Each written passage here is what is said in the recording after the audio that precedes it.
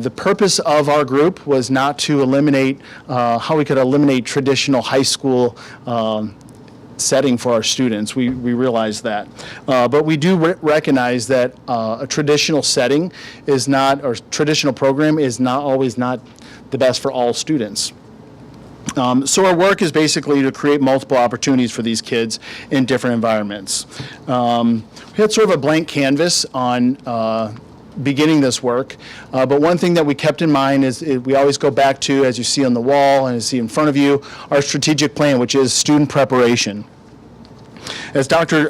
Gaines laid out that plan for how we're going to work with students and preparing them, there were three topics that we're trying to keep front and center. That's student engagement, continuous improvement, as well as innovation. I'm sure you hear those words often as he's describing what our future is in Melville. But the question that I really asked myself when we started this research was, are we meeting all students' needs? And when I say all students, I mean all students.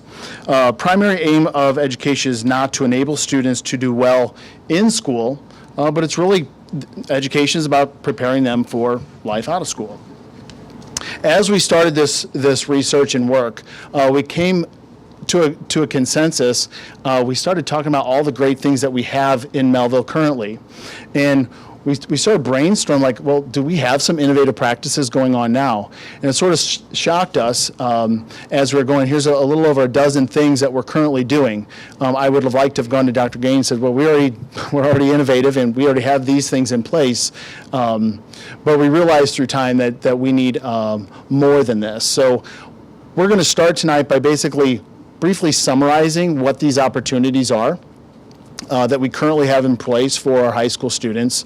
And Mr. Diwali and Ms. Zink are going to go over some of these with you as well. Opportunities for high school students. What is early credit? So we're going to go through the list here. Early credit.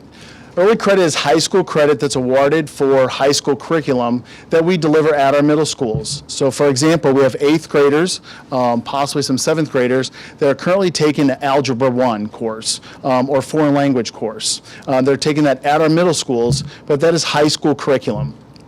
Once they are in high school, they receive the credit for that course. So those students are already getting some of that credit once they are enrolled in our high school.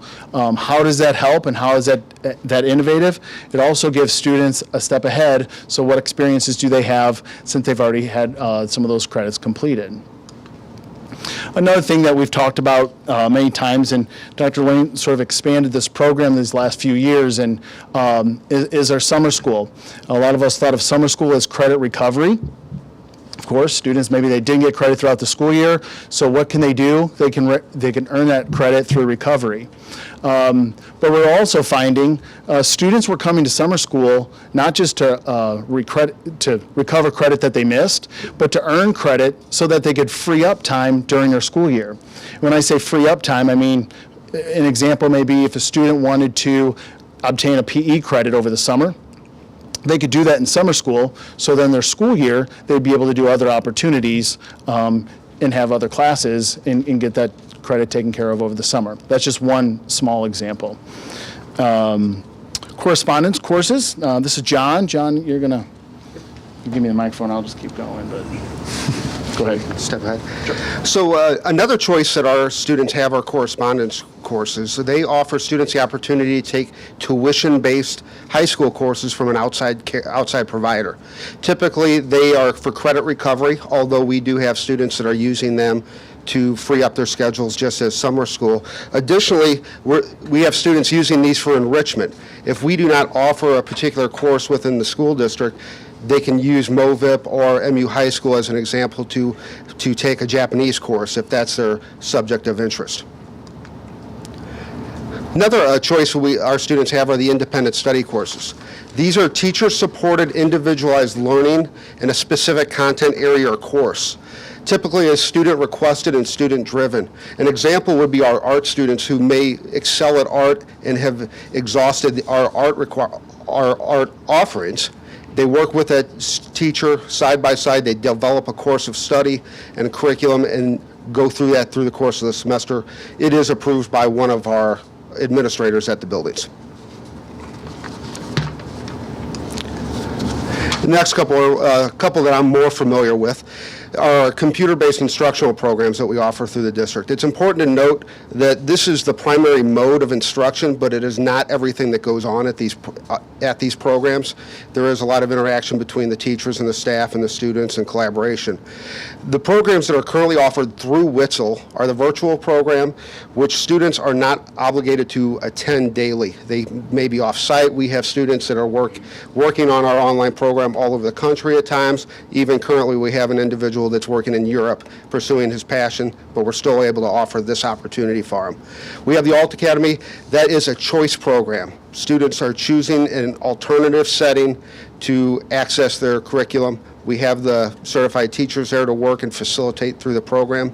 And our Freshman Academy uses the same online program that the other two options do, but it is part of the middle school RTI program. So those students are assigned to us for a year that we can work one-on-one with them and really help them start off on high school on a good foot. One of the things we do have the opportunity to offer is credit recovery for those students. So they may not be able to use correspondence courses or use summer school for whatever if they're doing mission trips or they have vacations, but we use our virtual programs, our online curriculum to offer summer school or credit recovery, during and after school. The other computer-based instruction program is housed through St. John's. Through that program, that is a server-based program, so it is still computer-based, but it operates on a server as opposed to the Witzel programs that are online. They do night school there, credit recovery, that is after the school hours. One of the programs that's offered is the Missouri Option Program. It is a non-traditional competency path to a traditional diploma. Students have to test to get into this program and show a competency that they can handle the coursework. There's a prerequisite number of courses they must pass. They have to hold down a job, they have to do community service, and they have to pass the HiSET test. Through that program, our state allows us to issue them a traditional diploma from our school district. Additionally, there is the South County Opportunity for the Purpose of Education, commonly known as SCOPE. That is a program housed at St. John's. It provides education to students while they are on long-term suspension prior to them returning to their home school. It's a collaborative effort currently with 7 other school districts.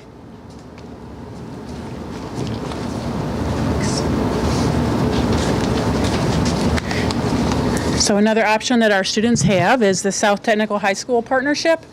Our students can attend South Tech. There are 25 different programs. They include things like dentistry, assisting, EMT, carpentry, automotive repair. They earn high school credit, but they can also earn certifications and even college credit through that program. And students that are enrolled in South Tech generally spend a half a day at our high school and the other at the South Tech High School. We also offer on-campus CTE programs, which are career and technical education programs. So those are in our buildings. There are things like Project Lead the Way, our ProStart program, business and marketing courses.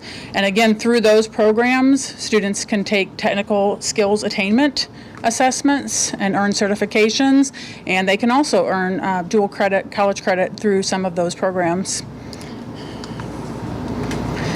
Our internships in business and marketing, they are work-related experience that students do during school hours, and they are supervised by a teacher in one of our high schools who ensures that the students are going to work and an appropriate job opportunity. They have to be enrolled in a business or marketing course simultaneously and participating in this program. Some of the kinds of businesses our students have worked at would include law firms, dentist office, pharmacies, banks. So we've had kids do a wide variety of work experiences through our internship program. We offer quite a few dual credit courses through a number of local universities and even some that are out of state, or not outside of our state, but out of the local area like MOBAP, Southeast Missouri State, etc. Students earn college credit while taking a high school course. So that takes place in our buildings with our teachers who basically are adjunct professors for those universities. And students have the opportunity to earn a high school credit and a college credit at the same time. And we have had students who graduated from our high schools with enough college credit to start college as a sophomore or even a junior in college. So it's a huge savings for them as well. They do pay the tuition to the university to take the dual credit, but it's substantially reduced over the normal tuition, and those are offered at both of our high schools. We also have dual enrollment. We have students who are enrolled in our high schools but are also enrolled in a college, most frequently at St. Louis Community College. So they actually go to that college and take a course or more than one course at that college. And generally these are courses that would be advanced courses that they couldn't have an opportunity to take in our high school. So for example, they might want to take a Calc 2 class, which is a college level course that's beyond our Calc 1 in our high school. So they would go to the university and take that at the university campus, but they're still enrolled as students in our high schools. Advanced placement courses, we're pretty proud. We have quite a few AP courses, as they're called. Those are run through the College Board. They are determined by the College Board if they're acceptable as AP courses. We actually offer 23 AP courses between our two high schools. And students take the AP course, and then if they choose to take and successfully complete an AP exam, then universities may accept that as a college credit when they attend that university. And those courses are generally recognized to be highly rigorous courses.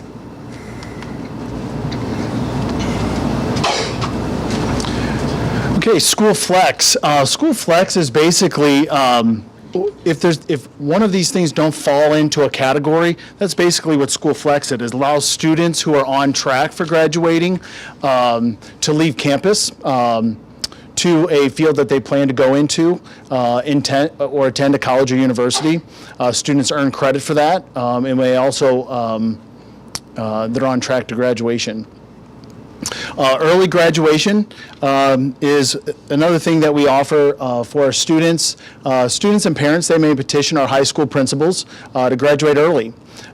If they provide all the graduation requirements that have been met and a future plan has been identified, that's something that is approved by our high school principals. So these are all examples of how we meet the needs of students up to this point in our high schools that are innovative in nature, that are different than just a traditional classroom setting. But we do have some things that we started as early as this year.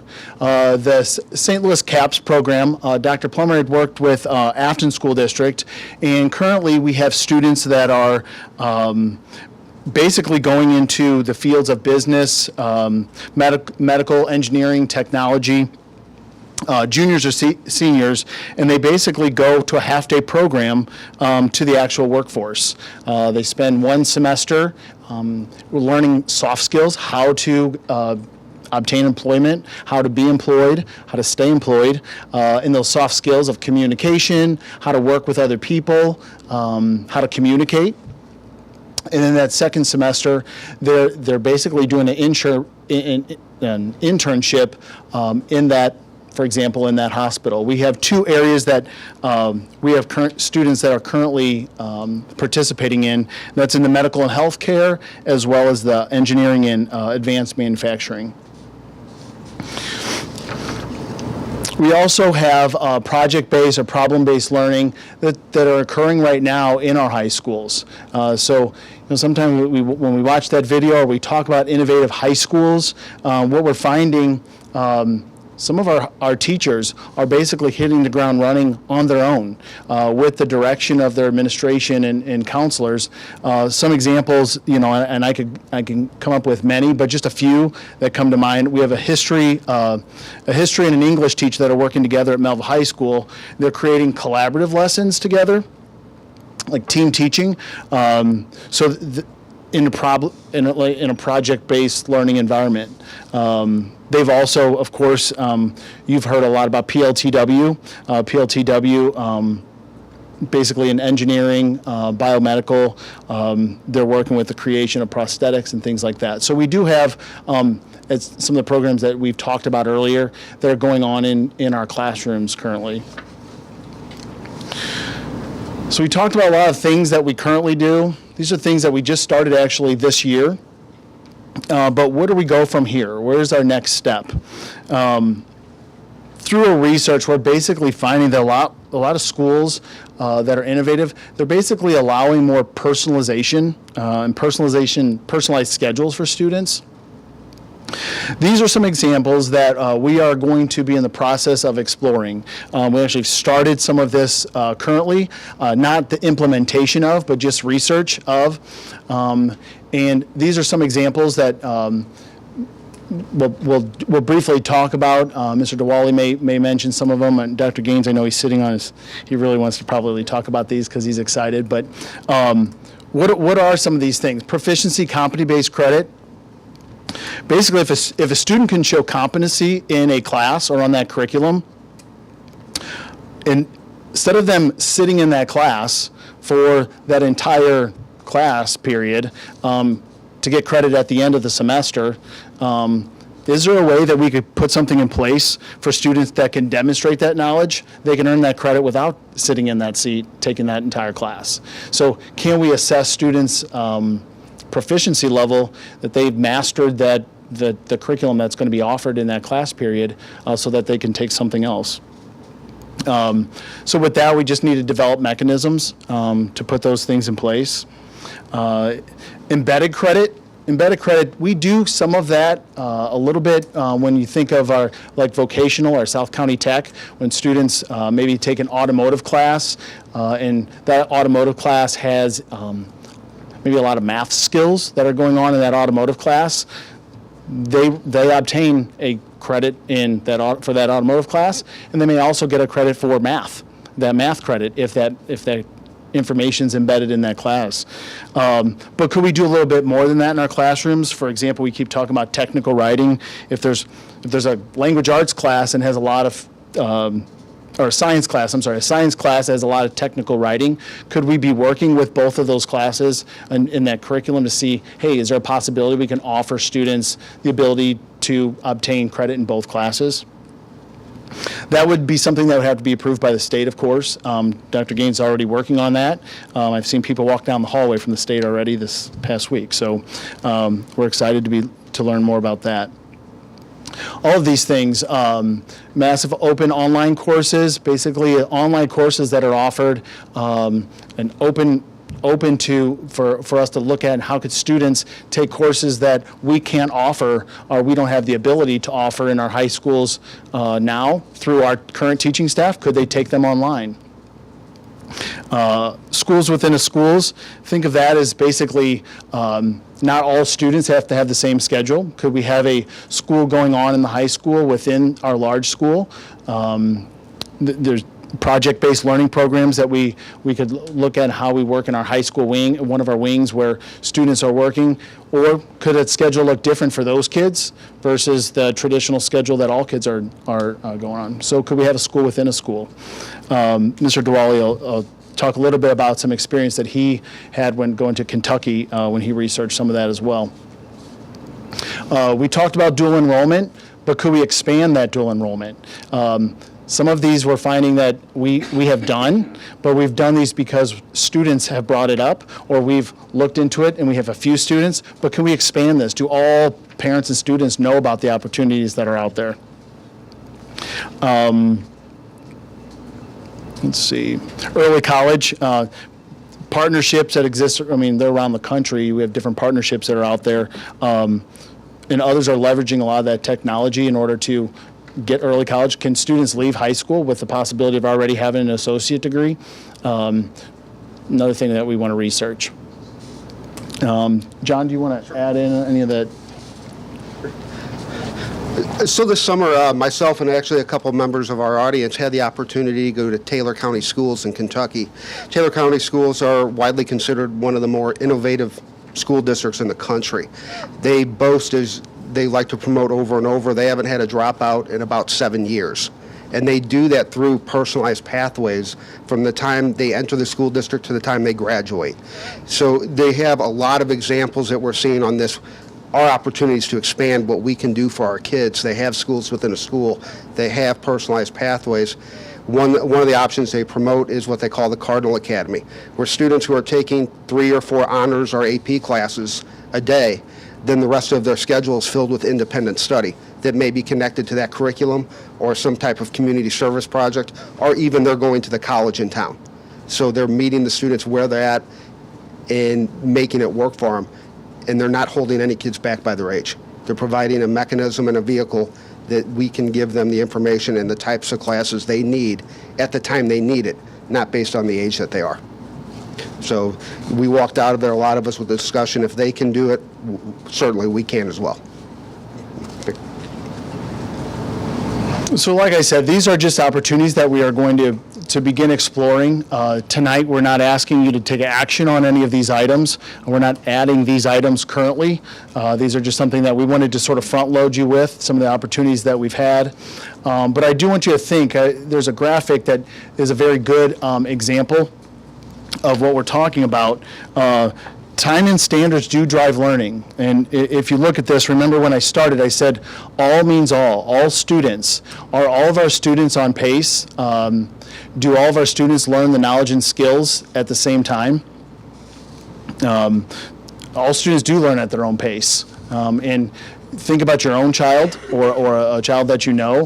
Where would they fit on one of those 3 lines? We need to make sure that we're creating a system that accommodates all of these students. If we give students 180 days of school, which would be the end of that school year, if they can meet the standards with those knowledge and skills in 90 days, what are we doing for the rest of those? What are we doing the rest of that school year? And then again, if we have students that maybe can't reach the standards by the end of the school year, what are we doing differently? So that on-pace students, most of us think our kids are typically that because we're in that traditional system.